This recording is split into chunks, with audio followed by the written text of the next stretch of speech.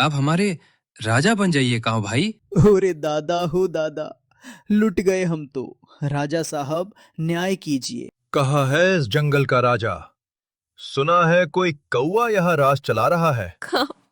मुझे माफ कर दो। हम तो तुम्हारे पीछे हाथ धो के पड़े थे, लेकिन तुम इतने दयालु निकले। आज से हम दिल से तुम्हें अपना राजा मानती हैं। भैया हो भैया, ई जंगल के किनारे जो बरगद का पेड़ है ना, ई कोई मामूली पेड़ नहीं है। ई समझिए जंगल का एंटीना है। और इस एंटीना के सबसे ऊपर बैठते हैं अपने काऊ भाई। दिखने में एकदम साधारण करिया रंग, लेकिन दिमाग, अरे बाप रे बाप, सट सट चलता है जैसे सुपर फास्ट एक्सप्रेस। अरे राम राम।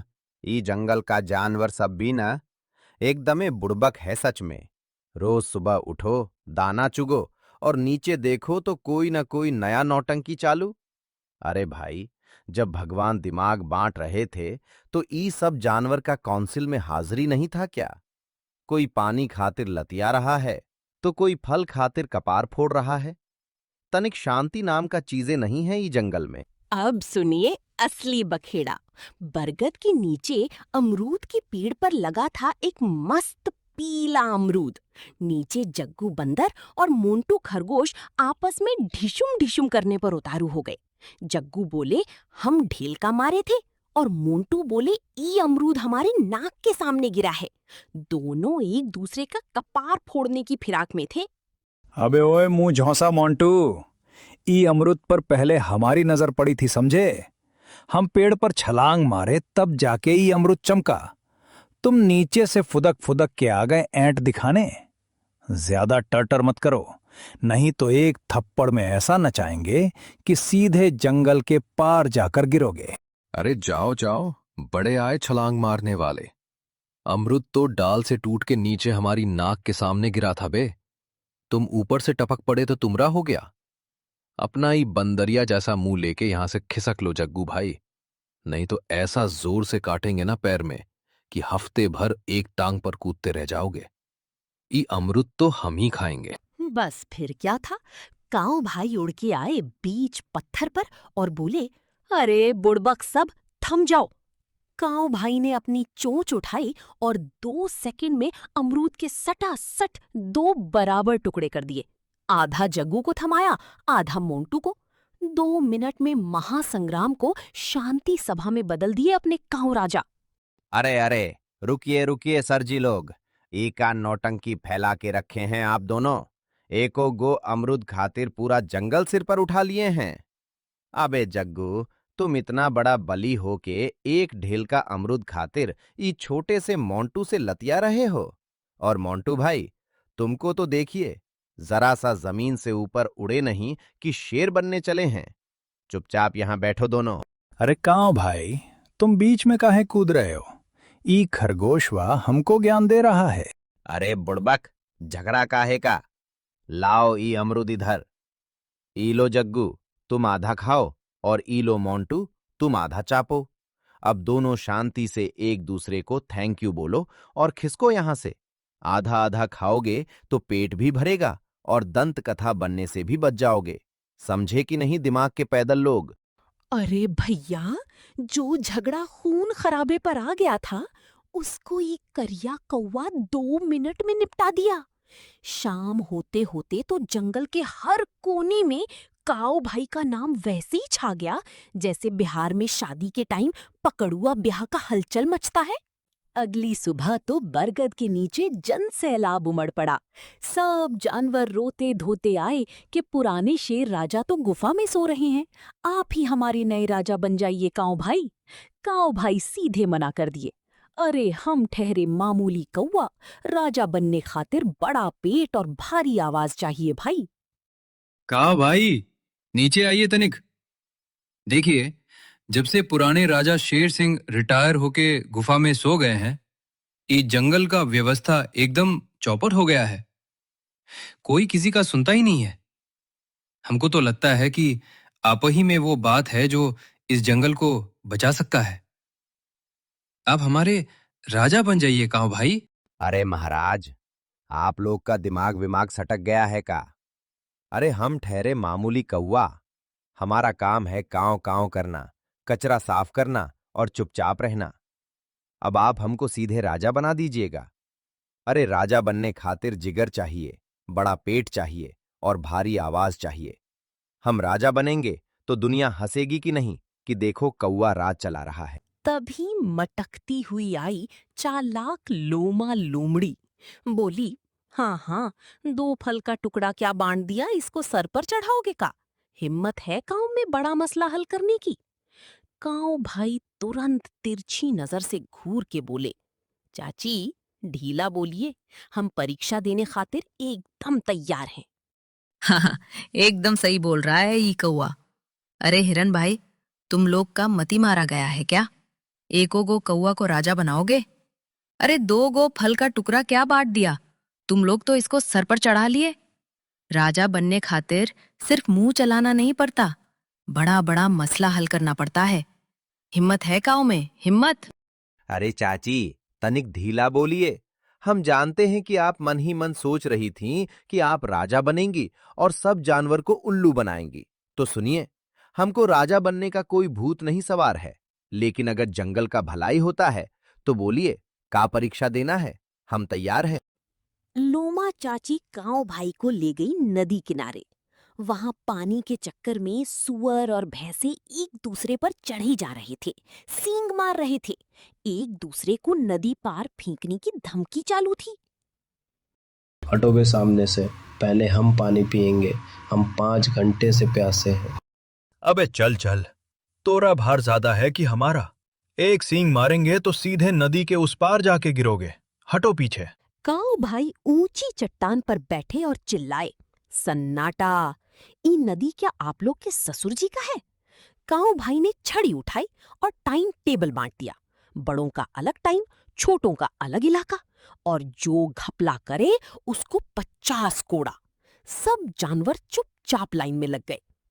एकदम चुप।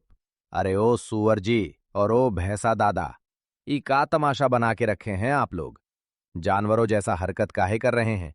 अरे सॉरी, आप लोग तो जानवर ही हैं, लेकिन तनिक तमीज सीखिए। ई नदी क्या आप लोग के ससुर जी का है जो अकेले पी जाइएगा? अबे तू ऊपर बैठ के काहे कटर कटर बोल रहा है बे कौए? सुनो सब, कान खोल के। आज से ई नदी 3 हिस्सा में बटेगा। दाहिना तरफ बड़ा जानवर, भैंसा, हाथी सब पिएगा। बीच में हिरन और बकरी सब, और बायां तरफ एकदम सुरक्षित जगह छोटे पंछियों खातिर। और सुनिए, सुबह 6 से 8 भैंसा लोग का टाइम और शाम को हिरन लोग का। जो बीच में घपला किया उसको पूरे जंगल के सामने 50 कोड़ा पड़ेगा। समझे कि सीधे दिमाग में घुसा? लोमा चाची का प्लान फेल हुआ तो उसने नया दांव फेंका। बोली, अरे असली राजा वो है जो पहाड़ी वाली काली गुफा की भुताहा आवाज बंद कराए। सब जानवर थरथरा गए, लेकिन काऊ भाई बोले, चलिए ई भुताहा ट्यून भी सुन लेते हैं। धत तेरे की, ये कौवा तो सचमुच का होशियार निकला। सब जानवर तो इसका जय जयकार कर रहा है। रुक बेटा काऊ, अभी तो असली खेल बाकी है। अब तुझे ऐसा फंसाऊंगी कि तू कांव कांव करना भूल जाएगा। अरे वाह काऊ भाई, पानी तो पिला दिए, लेकिन असली राजा तो वो होता है जो बहादुर हो। पहाड़ी वाली काली गुफा में जो भुतहा आवाज आता है रात भर, जिससे सब डरते हैं, जरा उसको बंद करा के दिखाओ, तब माने। रात में गुफा से साई साई और हूनू हूनू की भयंकर आवाज आ रही थी। हाथी दादा मारे डर की कांपने लगे। काऊ भाई उड़ के मुआयना किए और हंस के बोले, अरे ये तो डुप्लीकेट आवाज है भाई। कहाँ भाई? हमको लगता है यहाँ कोई 500 साल पुराना प्रेत आत्मा रहता है। चलो वापस चलते हैं ना, हमको बहुत जोर से डर लग रहा है। अरे हाथी दादा, आप इतने बड़े शरीर लेके काहे थरथरा रहे हैं? तनिक रुकिए, हमको ये प्रेत आत्मा का ट्यून जरा सुनिए दीजिए। अरे ये आवाज में कोई दम नहीं है, ये तो एकदम डुप्लीकेट आवाज लग रहा है। काऊ भाई ने हाथी दादा से गुफा के मुहाने पर फंसी सूखी लकड़ियों और बेलों को उखड़वाया। हवा रुकी, आवाज बंद, और लकड़ियों पर पंजों का निशान देखकर काऊ भाई बोले, ई तो लोमा चाची के पंखा छाप पैर का कमाल है। अरे दादा रे दादा, ई तो महा घपला है। हाथी दादा, तनिक अपना ई लंबा सूंड उठाइए और गुफा के मुहाने पर जो ई लकड़ी और बेल फंसाया हुआ है उसको उखाड़ के फेंकिए तो।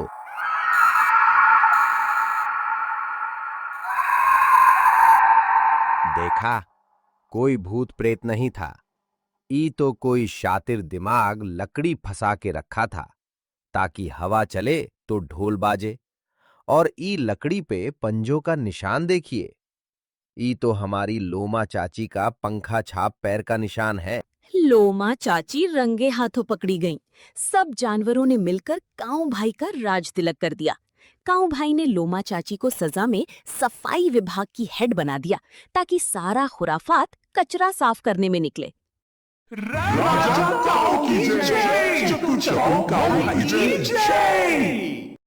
अरे बस बस, इतना भाव मत दीजिए भाई लोग।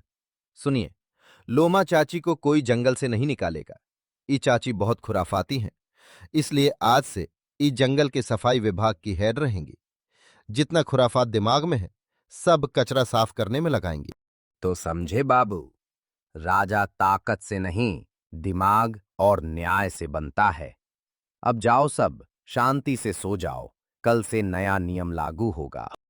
अगली सुबह लोमा चाची हाथ में झाड़ू लिए मुंह फुला के रास्ते साफ कर रही थीं। कांव राजा डाल से झांक के बोले, वाह चाची, चकाचक झाड़ू मार रही हैं। राह में कांटा बिछाने से बढ़िया है कि राह साफ कीजिए। अरे वाह चाची, क्या झाड़ू मार रही हैं आप, एकदम चकाचक। तनिक ऊ कोने वाला कचरा भी साफ कर दीजिएगा ना। देखिए, राजा बनने का सपना देखना कोई बुरी बात नहीं है, लेकिन राह में कांटा बिछाने से बढ़िया है कि राह की सफाई कीजिए। समझे कि नहीं? अरे करिया कौवा तो हमको एकदम नौकर बना दिया। रुक बेटा कांव, तोरा ये राजा वाला घमंड हम ऐसा तोड़ेंगे कि तू फिर से किसी का झूठा दाना चुगता नजर आएगा। दोपहर में बब्बर भालू रोता धोता आया कि 3 दिन की मेहनत से जुटाया शहद का घड़ा गायब हो गया। कांव राजा बोले, रोइए मत दादा, जो चोर होगा उसके मुंह में मिठास और हाथों में चिपचिपाहट तो जरूर होगी। ओरे दादा हो दादा, लुट गए हम तो। राजा साहब, न्याय कीजिए। हम 3 दिन मेहनत करके पहाड़ी वाले छत्ते से एक घड़ा ताजा शहद जमा किए थे। आज सुबह उठ के देखे तो घड़ा एकदम सफाचट, पूरा शहद कोई घटक गया। हमारी तो मेहनत पर पानी फिर गया कांव भाई। अरे अरे भालू दादा, ई का बचपना है। इतने बड़े शरीर लेके बच्चों की तरह काहे नदियां बहा रहे हैं? रुको, जरा मामला को समझिए दीजिए। शहद का घड़ा गायब हुआ है, माने चोर के मुंह में अभी भी मिठास होगी और चिपचिपाहट भी। कांव राजा ने सबको लाइन में खड़ा करके पानी का टब रख दिया। बोले, सब हाथ धो के जमीन पर पांव रखो, जिस पर चींटियां चढ़ेंगी वही चोर। पीछे खड़ा सियार घबरा के अपना हाथ चाटने लगा। सुनो सब जानवर ध्यान से, भालू दादा का शहद चोरी हुआ है। अब जो भी चोर होगा उसके पंजों में शहद की चिपचिपाहट तो होगी ही, इसलिए सब लोग एक एक करके इस पानी के टब में अपना हाथ धोएगा और जमीन पर पांव रखेगा। जिस पर चींटियां चढ़ेंगी वही चोर। अरे बाप रे, ये कौवा तो साइंटिस्ट निकला बे। अब हम क्या करें? सियार भागने लगा, लेकिन उसकी पूंछ पर सैकड़ों चींटियां चिपक गईं। वो उछल कूद मचा के कबूल कर लिया कि शहद उसी ने चुराया था। काऊ राजा ने उसे भालू को नया शहद देने और 1 हफ्ते झाड़ू लगाने की सजा दे दी। अरे मैया री मैया, काट लिया, बचाओ रे काव भाई, चींटी सब हमको जिंदा खा जाएगी। हम ही शहद चुराए थे, थोड़ा सा खाए और बाकी छिपा दिए। हमको बचाओ पहले। देखा, हम बोले थे ना कि कांव राजा का दिमाग सुपरफास्ट चलता है। सियार भाई, चोरी भी किए और सफाई भी नहीं रखे। जाओ, अब भालू दादा को 2 घड़ा नया शहद लाके दो और 1 हफ्ते तक लोमा चाची के साथ सफाई अभियान में भाग लो। कड़ाके की धूप आई, नदी सूख गई और जानवर प्यास से तड़पने लगे। हिरन हाँफते हुए आया तो कांव राजा बोले, घबराओ मत भाई, जब तक कांव का दिमाग जिंदा है कोई प्यासा नहीं मरेगा। काओ राजा, बहुत बड़ा आफत आ गया है। सूरज भगवान तो जैसे आग बरसा रहे हैं। नदी सूख रही है। अगर 2 दिन पानी नहीं मिला तो सब जानवर प्यास से मार जाएंगे। घबराओ मत हिरन भाई, जब तक कांव राजा का दिमाग जिंदा है जंगल का कोई जीव प्यासा नहीं मरेगा। सब जानवरों को बरगद के पास बुलाओ, आज एक बड़ा प्लान बनेगा। कांव राजा ने छड़ी से जमीन पर नक्शा बनाया और बोले, पहाड़ी के पीछे पत्थरों से ढकी पुरानी बावड़ी है। हाथी दादा पत्थर ढकेलेंगे, सुअर जमीन खोदेंगे और पंछी रास्ता दिखाएंगे। सुनो सब कान खोल के, रोने से पानी नहीं टपकेगा। पहाड़ी के पीछे एक बड़ी सी पुरानी बावड़ी है जो पत्थरों से ढकी पड़ी है। अगर हम सब मिलकर वहां तक एक नाली खोद दें और पत्थर हटा दें तो पहाड़ी का पूरा पानी यहां आ जाएगा। लेकिन राजा साहब, उतने भारी पत्थर कौन हटाएगा? अरे हाथी दादा, आप किस दिन काम आइएगा? आप पत्थर ढकेलिए, सुअर लोग जमीन खोदेगा और पंछी लोग रास्ता दिखाएगा। सब मिलकर काम करेंगे तो एक दिन में पानी हाजिर। सब जानवर मिलकर जुट गए। कांव राजा ऊपर से माइक स्टाइल में गाइड कर रहे थे, जोर लगा के हैशा।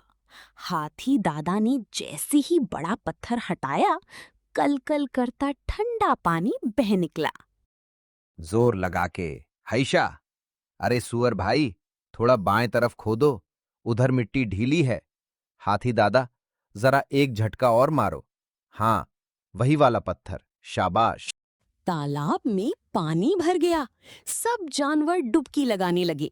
मोंटू खरगोश बोला, आप तो भगीरथ निकले कांव राजा। कांव राजा बोले, पानी मजे से पियो, लेकिन बर्बादी एक बूंद नहीं होनी चाहिए। अरे वाह कांव राजा, आप तो साक्षात भगीरथ निकले।